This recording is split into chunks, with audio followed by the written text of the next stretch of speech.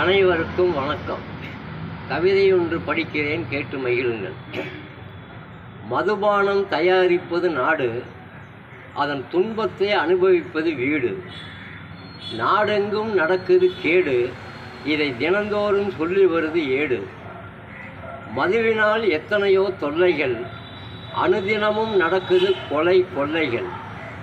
துயரத்தால் நடுங்குது பிள்ளைகள், இந்த மதுவுக்கு ஏன் இல்லை எல்லைகள். மங்கையரின் நெற்றியிலே பொட்டு, இந்த மதுவினால் அழியுது கெட்டு. குழந்தைகளை கொஞ்சுகிறோம் தொட்டு, நீ இதை எண்ணி வந்துவிடும் மதுவை விட்டு. மதுவருந்தும் மனிதனே நில்லு, உன் மனைவி மக்கள் மதிப்பதுண்டா சொல்லு. போதையிலே உன் மனதோ கல்லு, அந்த மதுவை நீ உதறிவிட்டு செல்லு.